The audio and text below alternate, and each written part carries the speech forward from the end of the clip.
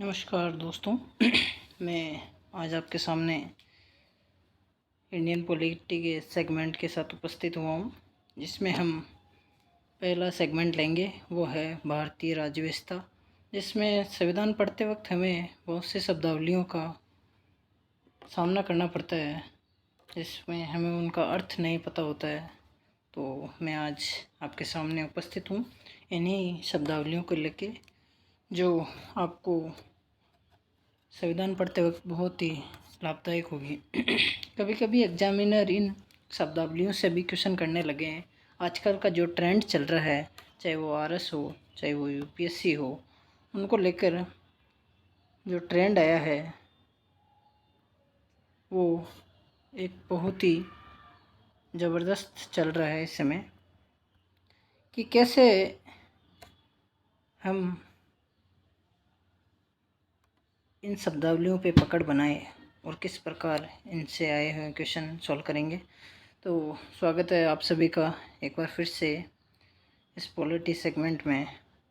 और मैं आज बता दूं, ये UPSC, RS, BPSC, Uttarakhand PCS, UP PCS, MP PCS सभी के लिए लाभदायक होगा। तो शुरू करते हैं। किन किन शब्दावलियों पर हम बात करेंगे उनसे रिलेटेड, और ये कितनी शब्दावलियाँ हैं। लगभग मैंने 30 शब्दावलियों का जो समूह बनाया है उस पर हम डिस्कस 2 पार्ट में करेंगे। हालांकि ये एक क्लास में पूरा नहीं होगा, लेकिन 2 पार्ट में इनको मैंने बांटा है। एक तो वो शब्दावली जो प्रेम्बल में दे रखी है, उद्देशिका में दे रखी है, उनका अलग डिस्कशन होगा। और एक जो अदर सेगमेंट से रिलेटेड है, उन पे हम डिस्कस करेंगे। तो फर्स्ट ऑफ ऑल शुरू करते हैं हम। किन किन पे बात करेंगे, तो हम भारत के लोग, we the people of India, इस पे बात करेंगे सबसे पहले। फिर सोशल समूह क्या होते हैं, फिर बात करेंगे प्राइमरी ग्रुप्स, सेकेंडरी ग्रुप्स क्या होते हैं, फिर बात करेंगे समुदाय क्या होता है, संघ क्या होता है, संस्था क्या होती है, संगठन क्या होता है, संगठन क्या होता है, राष्ट्र, नेशन, और देश, कंट्री में क्या अंतर होता है, इनसे रिलेटेड भी बात करेंगे। इसी के साथ हम बात करेंगे प्रजाति या नस्ल, रेस क्या होती है, जाति क्या होती है, धर्म क्या होता है, इनसे रिलेटेड भी बात की जाएगी।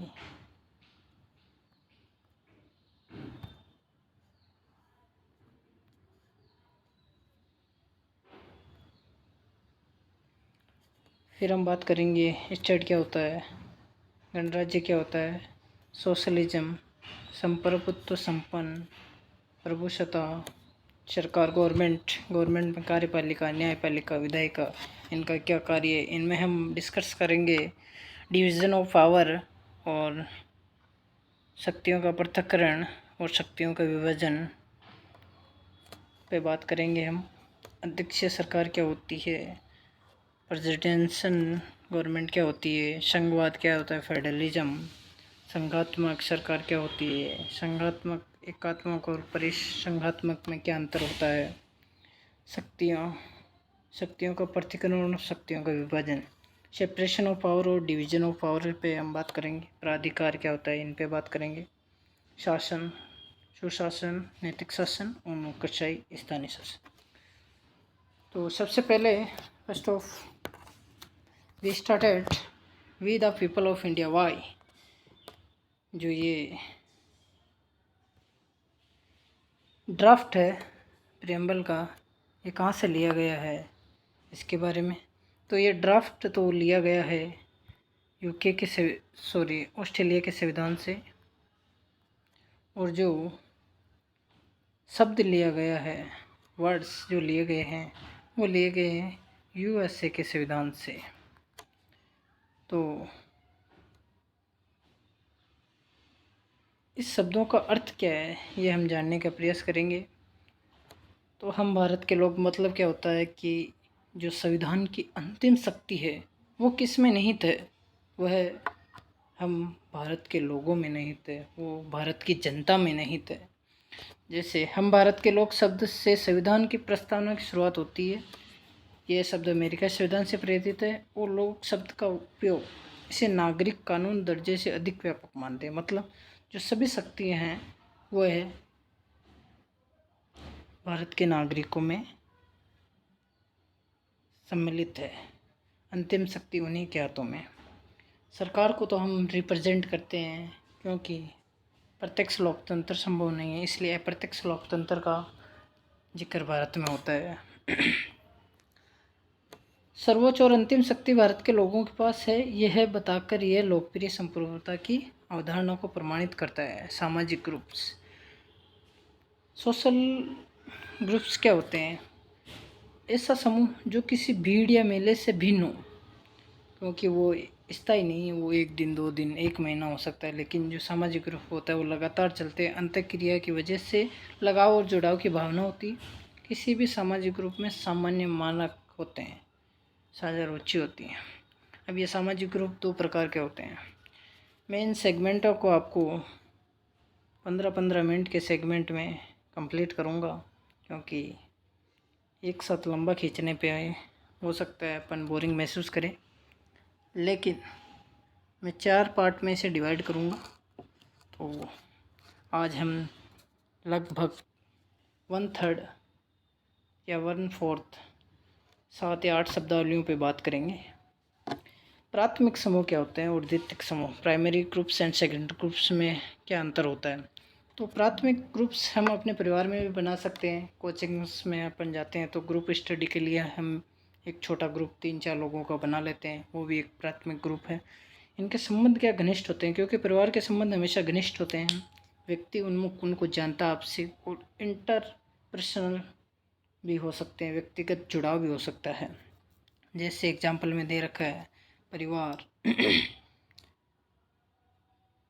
गांव, मित्र। ये द्वितीयक समूह ये बड़ा होता है और इसमें औपचारिक संबंध होते हैं, लक्ष्य उन्मुख होते हैं, और ये इंटरपर्सनल नहीं होते हैं, व्यक्तिगत होते हैं। ऑफिस हो गए, समुदाय, कम्युनिटी क्या होती है? व्यक्तियों के संवेग और भावनाओं पर आधारित, मतलब दिमाग और दिल दोनों इसमें काम करते हैं। उस समूह को समुदाय कहते हैं। जर्मन शास्त्री फर्नेड टोर्निज ने भी समुदाय को गेमेनशफ्ट के रूप में परिभाषित किया। जैसे परिवार भी एक समुदाय हो सकता है, धर्म के लोग एक धर्म के, एक जाति के, एक राष्ट्र के, ये सभी उदाहरण समुदाय के हैं। समुदाय प्राथमिक समूह होते हैं। बहुत ही इम्पोर्टेंट बात, सबसे जो बड़ी बात है वो यही है कि ये क्या होते हैं? समुदाय प्राथमिक समूह होते हैं। मैंने आर्टिकल का भी जिक्र किया है इनमें। आर्टिकल 15 में क्या दे रखा है कि अनुच्छेद 15(5) आधारों पर भेदभाव से मना करता है। आर्टिकल 15 धर्म, मूल वंश, जाति, लिंग के आधार पर और जन्म के आधार पर, जन्म स्थान के आधार पर भेदभाव नहीं करेगा। अगली जो टर्मिनोलॉजी है वो है मूल वंश, प्रजाति, नस्ल क्या होती है? ये एक जैविक अवधारणा होती है दोस्तों, जिसमें गोरे या काले चमड़े के रंग के आधार पर, माथे की बनावट के आधार पर, बाल का चेहरा के आधार पर लोगों की पहचान तय की जाती है। राजनीति में नस्लीय भेदभाव एक प्रमुख मुद्दा रहा है। जैसे अमेरिका में 2021 में ब्लैक लाइव्स मैटर नामक आंदोलन नस्लीय भेदभाव के मुद्दे को उठाता है। 1950 के दशक में मार्टिन लूथर ने और किंग जूनियर ने नागरिक अधिकार आंदोलन के द्वारा अवशेषों के खिलाफ होने वाले नस्लीय भेदभाव के मुद्दे को उठाया। जर्मन में हिटलर ने नस्ल के आधार पर जर्मन राष्ट्रवाद की अवधारणा को आगे बढ़ाया। अब भारतीय संविधान में भी इनके बारे में जो बताया गया वो है, भारतीय संविधान में मूल वंश, नस्ल के आधार पर आर्टिकल 15 भेदभाव की मना करता है, जो एक मौलिक अधिकार है, फंडामेंटल राइट है। नस्लीय भेदभाव को रोकने के लिए संयुक्त राष्ट्र संघ ने 1965 में नस्लीय भेदभाव को समाप्त करने संबंधित एक कन्वेंशन को लागू किया है। CERD 1965 क्या है, इसको इतना जानने की ज़रूरत आपको नहीं है। नरजातीय या जातीय समूह क्या है? स्थान और एक पूर्वज से संबंध होने की सांस्कृतिक भावना को जातीय कहते हैं। जैसे तमिल, सिंगी, नागा, बोडा। ये एक भाषा आधारित भी हो सकते हैं, एक जाति आधारित भी हो सकते हैं, स्थान आधारित भी हो सकते हैं। जैसे उज्बेकिस्तान में रहने वाले उज्बेक कहलाते हैं, तुर्कमेनिस्तान में रहने वाले तुर्कमान कहलाते हैं। भारत में ग्रेट नागालैंड में मांग बोडोलैंड और गोरखालैंड भी अलग राज्य बनने की मांग एक जाति आधार ही है। पहचान के आधार राजनीतिक संगठन बनाए जाने का उदाहरण है जाति। जन्म के आधार पर बने हुए बंद समूह को जाति कहते हैं। मतलब जन्म जिस कास्ट में हुआ उसका जो समूह उसको जाति कहते हैं। जाति की 3 विशेषता होती है। कौन कौन सी होती है? समाज में किसी व्यक्ति का स्थान उसकी जाति के आधार पर तय किया जाता है। कुछ जातियाँ में उनके पैसे भी जुड़े होते हैं और जाति के साथ साथ सामाजिक संबंध भी जुड़े होने से इसे रोटी और बेटी का संबंध में कहते हैं। जैसे अभी भी सामाजिक आधार पे इंटरकास्ट मैरिज को अलाउ नहीं करते हैं, बट कॉन्स्टिट्यूशन राइट है। आर्टिकल 21 के तहत अपन अपने मनपसंद व्यक्ति से शादी कर सकते हैं, नो डाउट। भारत में कुछ जातियाँ छूने लायक मानकर छूत जाति कहा जाता है और कुछ जातियाँ नहीं छूने के लायक अछूत कही जाती है। इनका संविधान में भी अस्वीकृता से जुड़ा है। आर्टिकल 17 आपको पता है दोस्तों, अनटचेबिलिटी के बारे में बताता है कि 17 को लागू होने पर भारत में 2 तरह के कानून हैं। 1955 का नागरिक अधिकार संरक्षण अधिनियम और 1989 का अनुसूचित जाति और अनुसूचित जनजाति अत्याचार निवारण अधिनियम। भारत में व्यवस्था पर 3 भिन्न दृष्टिकोण मौजूद हैं।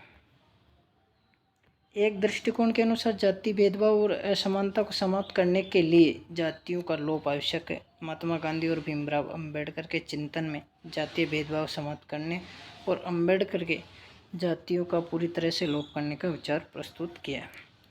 बाकी 2 और जो है वो आप पढ़ेंगे। इससे आगे मैं चलूँगा। संघ क्या होता है? व्यक्तियों का ऐसा समूह जो भौतिक और तार्किक यानी लॉजिकली और कॉन्सेंसस हितों के आधार पर बनाया जाता है, उसे संघ कहते हैं। क्या आर्टिकल में संघ का उल्लेख है? बिल्कुल है। आर्टिकल 91C में अधिकार प्रदान करता है संघ बनाने का। समूह की दृष्टि से संघ द्वितीयक समूह होता है क्योंकि संघ बड़ा होता है, औपचारिक होता है। तो आज के लिए व्यक्तिगत और बाहरी और स्थायी भी होते हैं और निजी होते हैं। अब है भारत के विभिन्न क्षेत्रों में संघ। तो व्यवसाय संघ कौन कौन से हैं? फिक्की हो गया, CII हो गया, श्रमिक संघ AIIU, INTUC, BMS, HMS, CITU, किसान संघ में भारतीय किसान यूनियन, राकेश टिकैत गुट, महाराष्ट्र सेवाती संघ, कर्नाटक रेत संघ, छात्र संघ में जो कॉलेजों में चलता है NSUI, ABVP। ये इनकी फुल फॉर्म दी गई है, आप पढ़ सकते हो। संघ और समुदाय में अंतर। कम्युनिटी एंड एसोसिएशन में डिफरेंट क्या है? संवेग और भावनाओं पर आधारित समुदाय होता है, जबकि बौद्धिक हितों की समानता पर आधारित होता है। जाति, धर्म, राष्ट्र, परिवार ये समुदाय के हिस्से होते हैं, जबकि किसान संघ, छात्र संघ ये ब्रॉड स्तर पर होते हैं। इनमें संख्या भी बड़ी होती है, क्षेत्र भी बड़ा होता है। तो ये राज्य सदस्य कभी भी जन्म के आधार पर नहीं होती है संघ की, जबकि कुछ समुदाय के सदस्य जन्म के आधार पर होती है।